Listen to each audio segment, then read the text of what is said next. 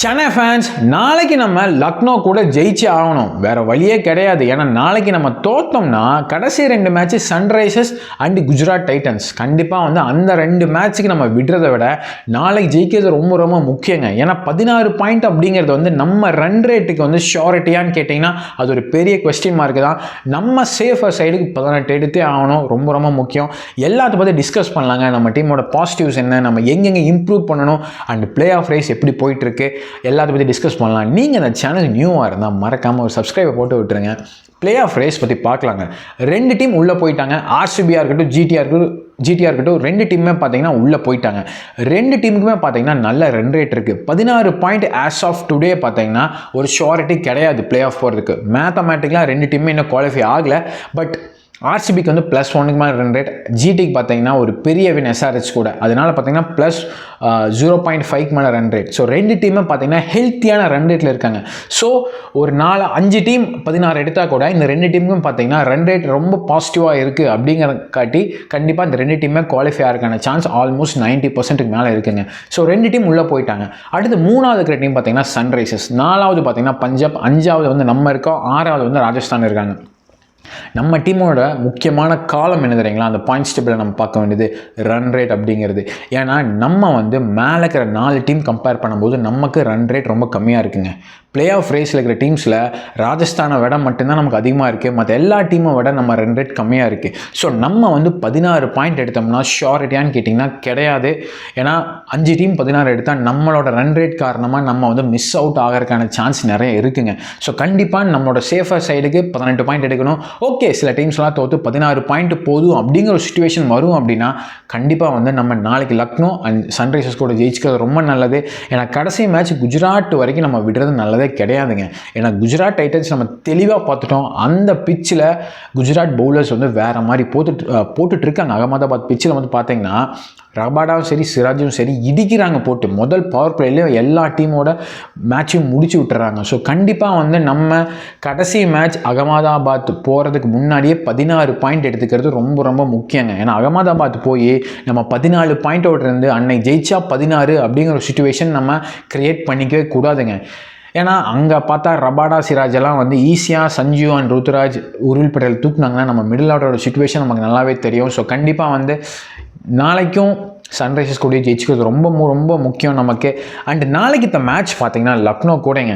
Lucknow already நமக்கு ரொம்ப டஃப்பான மேட்ச் கொடுத்தாங்க சேப்பாக்கில். உருவில் பட்டேல் ஒரு காட்டு இன்னிங்ஸ், ஒரு இடின்னு இடித்தார். அதனால நம்ம 203 ரன் சேஸ் பண்ணோம். ஸோ கண்டிப்பாக நம்ம லக்னோவை அசால்ட்டாக எடுத்துக்கவே முடியாதுங்க. அண்ட் ஜாஸ் இங்கிலீஷ்க்கு பக்காவாக நம்மளால பிளான் பண்ணி போயாகணும். ஏன்னா ஜாஸ் இங்கிலீஷ் எப்படின்னா அவருக்கு ஃபீல்டு செட் பண்ண முடிய மாட்டேதுங்க. பவர் பிளேயில் அவர் ஆடுற ஷாட்ஸ் அன்ஆர்த்தடாக்ஸாக ரிவர்ஸ் ஸ்கூப் அப்படி இப்படின்னு என்னென்னமோ ஆடுறாரு. அவருக்கு ஃபீல்டு வைக்கிறது ரொம்ப கஷ்டமாக இருக்குங்க. ஈஸியாக பவர் பிளேயை எக்ஸ்ப்ளாய்ட் பண்ணுறாரு. கண்டிப்பாக அவருக்கு பிளான் பண்ணி அவரோட விக்கெட்டை தூக்கியே ஆகணும். அது ரொம்ப ரொம்ப முக்கியம். ஏன்னா ஜாஸ் இங்கிலீஷ் ஆட விட்டோம்னா எனக்கு தெரிஞ்சு ரொம்ப ரொம்ப ரிஸ்க்கு. கண்டிப்பாக அவரோட விக்கெட்டை எடுக்கிறதுக்கு சென்னை பிளான் பண்ணிட்டு போயே ஆகணுங்க. Josh Inglis, Mitchell Marsh, Pooran 3 பேர் ரொம்ப ரொம்ப முக்கியமான விக்கெட்டு நாளைக்கு கண்டிப்பாக சென்னை சூப்பர் கிங்ஸ் பிளான் பண்ணி எடுத்தே ஆகணும். அண்ட் நம்ம டீமை பொறுத்தளவு பார்த்தீங்கன்னா பாசிட்டிவ்ஸ் அப்படின்னு பார்த்தீங்கன்னா டாப் 3 நல்ல பாசிட்டிவ்ங்க. நீங்கள் சஞ்சு 28 அடித்தார், ருத்ராஜ் 40 அடித்தார், உருள் பட்டேல் 60 ரன் அடித்தார். ஸோ நம்ம டாப் 3 ஒரு மாதிரி நல்ல கான்ட்ரிபியூஷன் கொடுத்தாங்க. ரொம்ப ரொம்ப ஒரு நல்ல பாசிட்டிவான ஒரு சைன் நமக்கு. கண்டிப்பாக அந்த டாப் 3 அந்த ஃபார்மை கண்டினியூ பண்ணி ஆகணுங்க. அண்ட் நம்ம டீமோட ஒரு பிரச்சனை அப்படின்னு பார்த்தீங்கன்னா கண்டிப்பாக மிடில் ஆர்டருங்க. கண்டிப்பாக அது ஒரு பெரிய பிரச்சனை.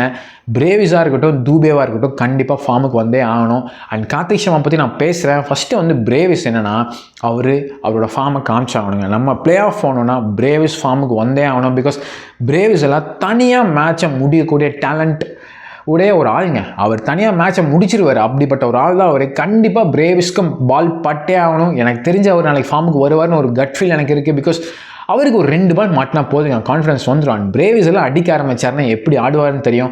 இந்த வருஷம் SA T20 ஃபைனலில் பார்த்தீங்கன்னா ஒரு 100 அடிச்சாருங்க. ஸோ ப்ரெஷரான ஒரு சுச்சுவேஷனில் அவர் ஷைன் ஆகக்கூடிய ஒரு பிளேயர் தான். கண்டிப்பாக பிரேவிஸ் ஃபார்முக்கு வருவார்னு ஒரு நம்பிக்கை இருக்குது. ஆனால் அவர் ஃபார்முக்கு வரணுங்க. அவர் ஃபார்ம் இல்லாத பார்த்தீங்கன்னா பெரிய ட்ராபேக்காக இருக்குது. நம்ம மிடில் ஆர்டர் பார்த்தீங்கன்னா ஒரு ஸ்பைஸே இல்லாத மாதிரி இருக்குது. மேலே டாப் ஆர்டர் தூக்குனாவே கிட்டத்தட்ட டீம்ஸ்க்கெல்லாம் பெரிய சான்ஸ் இருக்க மாதிரி இருக்குது. அதனால தான் பார்த்தீங்கன்னா லாஸ்ட் மேட்ச்சு சேப்பாக்கில் லக்னோ கூட சரியான ஸ்டார்ட்டு. ஆனால் கடைசி ஓவரில் போய் பிரசாந்த் வீர் நின்று முடிச்சு கொடுத்தாரு. அப்படி இல்லைனா மேட்ச் தோற்றுக்க வாய்ப்பு இருக்குது. ஸோ கண்டிப்பாக வந்து நமக்கு அந்த மிடில் ஆர்டர் அப்படிங்கிறது கிளிக் ஆகணும், ரொம்ப ரொம்ப முக்கியம். அண்ட் கார்த்திக் சர்மா பற்றி பேசுகிறாங்க. ஏன்னா நிறைய சென்னை ஃபேன்ஸ் வந்து கார்த்திக் சர்மா மேலே ரொம்ப ரொம்ப ஹேட்டை தான் காமிக்கிறாங்க. கார்த்திக் சர்மா 20 பாலுக்கு 20 ரன் அடித்தார். ஸ்லோவாக தான் ஆடுறாரு, நான் ஒத்துக்கிறேன். ஆனால் அந்த மேட்ச்சு கடைசி ஓவர் வரைக்கும் போனதுக்கு கார்த்திக் சர்மா மட்டும் ஒரு ரீசன்னு சொன்னீங்கன்னா கண்டிப்பாக நான் அதை அக்செப்டே பண்ணிக்க மாட்டேன். ஏன்னா டிவால் பிரேவிஸ் மாதிரி ஒரு இன்டர்நேஷ்னல் பிளேயர் வந்து 12 பால் ஆடி 10 ரன் தாங்க அடித்தார். அவர் என்னங்க பண்ணார்? நம்ம சும்மா வந்து ஒரு ஹேட் அப்படிங்கிறத வந்து ஒரு சின்ன பையன் மேலே காமிக்கிறது வந்து எந்த விதத்துலையுமே சரி கிடையாது. அண்ட் அது மட்டும் இல்லாமல் தூபேமே நீங்கள் எடுத்துக்கோங்களேன். அவர் வந்து கடைசி ஒரு மார்க்கிற மாதிரி ஒரு பார்ட் டைம் ஸ்பின்னர் போட்டங்காட்டி தான் வந்து 2 6 அடித்தார். 18வது ஓவர் 19வது ஓவர் பார்த்தீங்கன்னா பிரசாந்த் வீர் தான் ஆடி கொடுத்தாரு. தூபே அப்பவும் ஆடலை. அண்ட் ருத்ராஜ் பார்த்தீங்கன்னா முக்கியமான நேரத்தில் அவுட் ஆகிட்டார். ஸோ இந்த மாதிரி நிறைய விஷயம் இருக்குங்க. அந்த மேட்ச் வந்து கடைசி ஓவர் வரைக்கும் போனது காரணம் என்ன தெரியுங்களா? ருத்ராஜ் வந்து நின்று மேட்சை முடிச்சிருக்கணும், அதை அவர் பண்ணல. பிரேவிஸ் வந்து 10 பால் ஆடினார், நின்று அதுக்கப்புறம் முடிச்சிருக்கணும். அவரும் வந்து முக்கியமான நேரத்தில் அவுட் ஆகிட்டார். தூபேவும் பார்த்தீங்கன்னா 18வது ஓவர் 19வது ஓவர் ஒன்றுமே ஆடலை. அதனால தான் அந்த மேட்ச் கடைசி ஓவர் வரைக்கும் போச்சு. பிரசாந்த் வீர் நல்ல வேலை நின்று ஆடி கொடுத்தாரு, இல்லைனா அந்த மேட்ச்சை தோற்றுருப்போம். ஸோ கார்த்திக் சர்மா தான் ரீசன் சொல்கிறத நான் அக்செப்டே பண்ணிக்க மாட்டேன். அண்ட் நிறைய சென்னை ஃபேன்ஸ் வந்து கார்த்திக் சர்மாவுக்கு பதிலாக சர்ஃப்ராஸ் கான் உள்ளே இருக்கலாம்னு சொல்கிறீங்க. சர்ஃப்ராஸ் கானுக்கு வந்து 8 வாய்ப்பு கொடுத்தாங்க. அவர் என்னங்க பண்ணார்? குஜராத் கூட இம்பேக்டாக வந்து ஃபஸ்ட்டு பால் தூக்கி விட்டு அவுட் ஆனார். மேட்ச் அவேர்னஸே இல்லாமல் அவர் வந்து அந்த மாதிரி ஒரு ஷாட் ஆடிட்டு அவுட் ஆனார். கண்டிப்பாக வந்து அவர் டிசர்வ்டுன்னு சொன்னீங்கன்னா அது எப்படின்னு எனக்கு தெரியல சீரியஸாக. அண்ட் கார்த்திக் சர்மா 2 முக்கியமான நாக் ஆடி கொடுத்துருக்காருங்க. மும்பை கூட 50 அடித்தார், டெல்லி கூட ஒரு முக்கியமான 30 ரன்ஸ் அடித்தார். ஓகே, அந்த 2 மேட்சுமே பார்த்தீங்கன்னா ஒரு மேட்ச் சஞ்சு நின்று ஆடினார், ஒரு மேட்ச் ருத்ராஜ் நின்று ஆடினார், ஒத்துக்கிறேன். பட் ஸ்டில் கார்த்திக் சர்மா அந்த 2 மேட்சுமே பார்த்தீங்கன்னா விக்கெட் விடாமல் ஒரு நல்ல பார்ட்னர்ஷிப் கொடுத்தங்காட்டி தான் ஒரு மேட்ச் சஞ்சு ஆடினார், இன்னொரு மேட்ச் பார்த்தீங்கன்னா ருத்ராஜ் ஆடினார். ஸோ எனக்கு தெரிஞ்சு கார்த்திக் சர்மா வந்து சர்ஃப்ராஸ் கானோட பேட்டிங்கில் நல்லா கான்ட்ரிபியூட் பண்ணியிருக்கிறப்போ இந்த சீசனில் நீங்கள் சர்ஃப்ராஸ் கான் வந்து டிசர்வ்டுன்னு சொல்கிறத எனக்கு அது புரியல. கண்டிப்பாக சென்னை இதை பண்ண மாட்டாங்கன்னு எனக்கு தோணுது. ஆனால் கார்த்திக் சர்மா பொறுத்தளவு எப்படின்னா ஒரு 150 ரன் 160 ரன்னா நம்பர் 4 இருக்கலாங்க. அப்படி இல்லைனா கண்டிப்பாக பிரேவிஸ் நம்பர் 4 வரணும், தூபே நம்பர் 5 வரணும். கார்த்திக் சர்மாவை நம்ம டாக்டிக்கலாக யூஸ் பண்ணணும்னு எனக்கு தோணுது. இப்போ என்னென்னா ஓகே, ஒரு 150 ரன் 160 ரன்னா கார்த்திக் சர்மா நம்பர் 4 ஆடலாம். அப்படி இல்லைனா நீங்கள் வந்து பிரேவிஸ் நம்பர் 4, தூபே நம்பர் 5, 6ல் வந்து பிரசாந்த் வீர் ஆடலாம். ஏன்னா பிரசாந்த் வீர் வந்து ஒரு நல்ல ஃபினிஷர் மாதிரி தெரிகிறாரு, ஒரு நல்ல ஒரு பொட்டன்ஷியலாக காமிச்சார் லக்னோ கூட. ஸோ எனக்கு தெரிஞ்சு கார்த்திக் சர்மாவை கொஞ்சம் டாக்டிக்கலாக யூஸ் பண்ணால் நல்லாயிருக்குன்னு தோணுது. ஓவரால் பார்த்தீங்கன்னா நம்ம பேட்டிங் வந்து மிடில் ஆர்டர் அப்படிங்கிறது கொஞ்சம் நல்லா ஆடி ஆகணுங்க. அண்ட் பவுலிங் நமக்கு ரொம்பவே நல்லா இருக்குது. பவுலிங் பற்றி நான் ரொம்ப பேசணுன்னே கிடையாதுங்க. ஒரே ஒரு விஷயம், நாளைக்கு நம்ம வந்து பவர் பிளேயில் கண்டிப்பாக இங்கிலீஷோட விக்கெட்டுக்கு பிளான் பண்ணி எடுத்தாவே வந்து மேக்ஸிமம் வந்து நல்லா போட்டுருவோம் தோணுது. பிகாஸ் 100 அகமது பக்காவாக போகிறாரு. அகில் ஹுசைன் வந்து ஜாசிங்கிஸ் அட்டாக் பண்ணிட்டாரு, பட் ஸ்டில் அதுக்கப்புறம் கம்பேக் பண்ணி 4 ஓவர் நீட்டாக போட்டு முடிச்சு கொடுத்தாரு. ஓவராலாக நம்ம பவுலிங் ரொம்பவே நல்லா இருக்குங்க. பேட்டிங் மட்டும் மிடில் ஆர்டர் கொஞ்சம் நல்லா காம்பன்சேட் பண்ணால் போதும். அண்ட் நாளைக்கு உரில் பட்டேல் ஓப்பனிங் ஆடணுமா அப்படிங்கிறத வந்து நிறைய சென்னை ஃபேன்ஸ் பேசிகிட்டு இருக்காங்க. எனக்கு தெரிஞ்சு வந்து அது ஒரு நல்ல ஒரு ஐடியா தான் கண்டிப்பாக. ஏன்னா உரில் பட்டேல் வந்து பவர் பிளேயில் ஒரு மாதிரி பிளாஸ்ட் அப்படி தான் ஆடிட்டு இருக்காரு, பக்காவாக தைரியமாக ஆடுறாரு. ஆனால் அதை வந்து சென்னை ட்ரை பண்ணுவாங்களா அப்படின்னு கேட்டிங்கன்னா அது ஒரு பெரிய கொஸ்டின் மார்க் தான். எனக்கு தெரிஞ்சு உரில் பட்டேல் வந்து திடீர்னு ஆடி ஒரு பால் அவுட் ஆகிட்டாருன்னு வச்சுங்களேன் சுற்றி, அது பெரிய ரிஸ்க் ஆகிடும். எனக்கு தெரிஞ்சு ருத்ராஜ் அண்ட் சாம்சனை போடுறதே நல்லா தான். உரில் பட்டேல் நீங்கள் வந்து ஓப்பனிங்காக இறக்கலாமான்னு கேட்டிங்கன்னா பண்ணலாம். பட் எனக்கு தெரிஞ்சு ருத்ராஜ் அண்ட் சாம்சனே பார்த்தீங்கன்னா லாஸ்ட் மேட்ச் கொஞ்சம் டீசெண்டாக ஸ்டார்ட் பண்ணாங்க. அதுவே எனக்கு தெரிஞ்சு ஓகே தான். உரில் பட்டேல் நம்பர் 3 இருக்கிறது எனக்கு என்னமோ பெட்டர் தான் தோணுது. நீங்கள் என்ன நினைக்கிறீங்க? உரில் பட்டேல் ஓப்பனிங் ஆடணுமா இல்லையா அப்படின்னு காமெண்ட் சொல்லுங்கள். அண்ட் ஓவராலாக என்ன கேட்டிங்கன்னா நாளைக்கு நம்ம சீசனில் முக்கியமான மேட்ச்சுங்க. நாளைக்கு நம்ம ஜெயிச்சே ஆகணும். நாளைக்கும் சரி திங்கக்கிழமையும் சரி 2 மேட்ச் ஜெயிச்சு 16 பாயிண்ட் போய்க்கிறது ரொம்ப ரொம்ப சேஃபர் சைடுங்க. குஜராத் மேட்ச் நம்ம போய் ஜெயிக்கிறோமா இல்லையா அப்படிங்கிற அடுத்த விஷயம்.